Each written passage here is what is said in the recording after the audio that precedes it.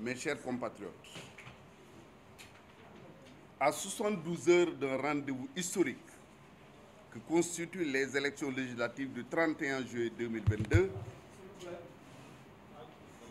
nous nous faisons le devoir de nous adresser à nos concitoyens d'une part pour faire le bilan de la campagne électorale qui s'achève et d'autre part pour nous projeter dans l'avenir car nous estimons que c'est le plus important.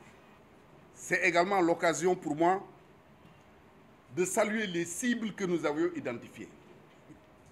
Et ces cibles, pour la plupart, ne sont pas dans des partis politiques, mais c'est des leaders d'opinion, c'est des chefs traditionnels, c'est des chefs coutumiers qui nous ont beaucoup aidés pendant cette campagne électorale. Je ne les citerai pas nommément,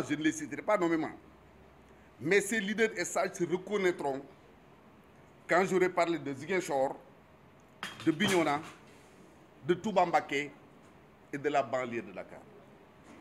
J'en profite pour saluer nos frères libéraux qui ont rejoint aujourd'hui la mouvance présidentielle, parmi lesquels notre frère Mayoro Faye de Saint-Louis, parmi lesquels notre frère Ousseynou Goumbala de Kaolack, parmi lesquels également Cheikh Mbaké Bara Dolly. Et il y en a d'autres. Et en rejoignant ainsi la mouvance présidentielle, il nous renforce dans notre conviction. Ce que nous avons toujours défendu, c'est les retrouvailles de la grande famille libérale qui devrait, comme le disait d'ailleurs le président Abdoulaye Wade, pouvoir garder le pouvoir au moins pendant 50 ans.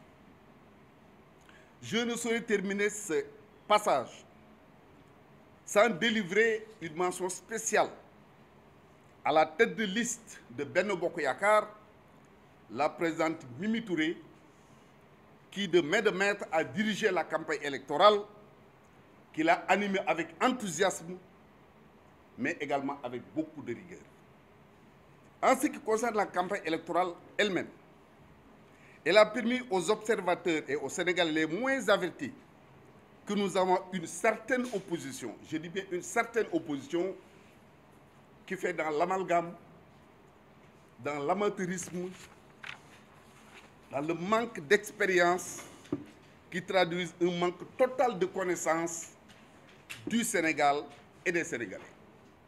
C'est également le cas au niveau de Wallu Sénégal, qui a investi comme tête de liste le président Abdoulaye Wade, sachant parfaitement bien qu'il ne viendrait pas battre campagne et que même élu, il ne siégerait pas à l'Assemblée nationale.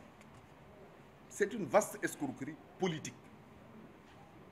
Je pense, à mon humble avis, que cet homme qui est un monument, le président Abdoulaye Wade, un monument pour toute l'Afrique, ne doit pas être mêlé à ce genre de combat.